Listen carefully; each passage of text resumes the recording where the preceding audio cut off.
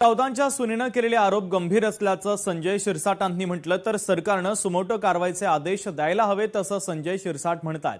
विनायक राऊतांवर दाखल गुन्ह्यावर मंत्री संजय शिरसाट यांनी महत्त्वाची प्रतिक्रिया दिली आहे। उमठा गटाचे प्रत्येक जणाला अशी जादूटोना करण्याची सवय आहे। मातोश्रीवर बी बंगालचा काली जादू करणारा बंगालचा जादूगार येत असतो, हे सर्वांना माहिती आहे। आणि विनायक राऊत तर त्याच्यात मास्टर आहे।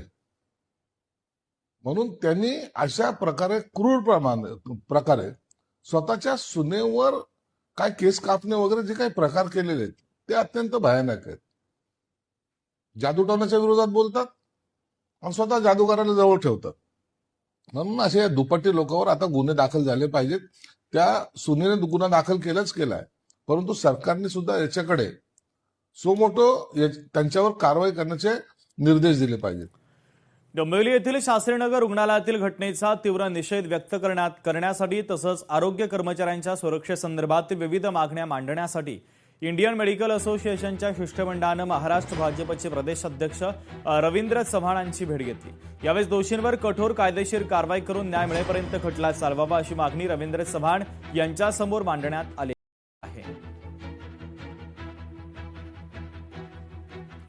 शेतकऱ्यांना नुकसान भरपाई मिळणारे जिल्हा नियोजन समितीमधून भरपाई मिळणारे भाजप आमदार प्रताप अडसड यांनी माहिती दिली। काँग्रेसनं संभ्रम निर्माण करू नये, काँग्रेस नेता यशोमती ठाकूर यांना प्रत्युत्तर दिलेलं आहे। सभागृहामध्ये अनेक आमदारांनी व मी सुद्धा या विषयात सभागृहातही चर्चा केली, विषय मांडला आणि पत्रव्यवहार सुद्धा केला आणि कृषी मंत्री व आमचे पालकमंत्री बावनकुळे साहेब यांच्याशी चर्चाही केली आणि त्या संदर्भात माननीय पालकमंत्र्यांनी जिल्हाधिकाऱ्यांच्या नावानं एंडोर्समेंट करून तात्काळ पंचनामे करून ज्यांचं नुकसान झालं आहे त्यांना नियोजनमधून भरपाई देण्यात यावी असं त्यांना पत्रही लिहिलं, रिमार्कही लिहिलं आणि माननीय कृषी मंत्री महोदयांनी सभागृहामध्ये जाहीर केलं आहे की या संदर्भात जिथं जिथं असं आढळलं आहे त्या सर्व कंपन्यांवर गुन्हे दाखल करू। त्या तक्रारींमध्ये तथ्य आढळलं तर निश्चितपणे त्या कंपन्यांवर सुद्धा कारवाई करू। वर्ध्यामध्ये सोयाबीन बियाणं प्रकरण तापलं। आता 243 तक्रारी आल्यात। कंपन्यांवर कारवाईची मागणी करण्यात आली। सोयाबीन न उगवल्यानं शेतकऱ्यांवर दुबार पेरणीचं संकट आहे।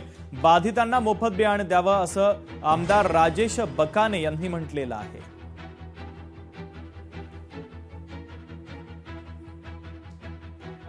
सर म्हणलं का 2 दिवसानं तुमचं सोयाबीन निघते तर ते 2 दिवस झाले, आता 4 दिवस झाले ते सोयाबीन तर निघालं नाही पण ते एम्प्लॉई आले नाही आहे डबल।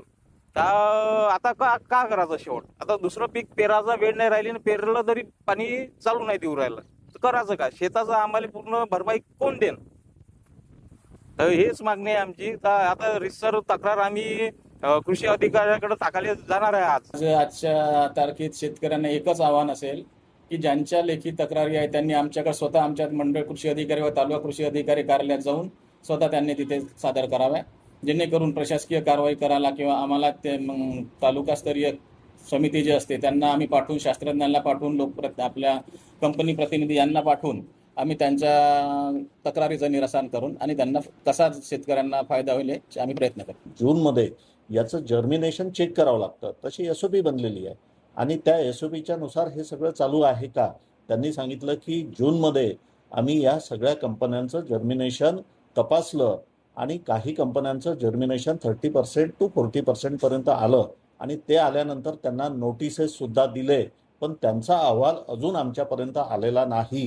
याच्यावर त्यांना सांगितलं की जर अहवाल आला नसेल तर त्यांचे आता जे सोयाबीन विकला गेलं, मार्केटमध्ये विकला गेलं, शेतकऱ्यांचं अतोनात याच्यामध्ये नुकसान झालं आणि सोयाबीन पेरण्याचा सीझन हा 15 जुलैपर्यंतच आहे। आजची 11 जुलै आहे आणि या 4 दिवसाच्या पिरियडमध्ये जर त्यांना सोयाबीन दिलं गेलं नाही, दुसरं बियाणं दिलं गेलं नाही तर या कंपन्यांवर गुन्हे दाखल करण्याच्या संदर्भात सुद्धा मी आताच सूचना केलेली।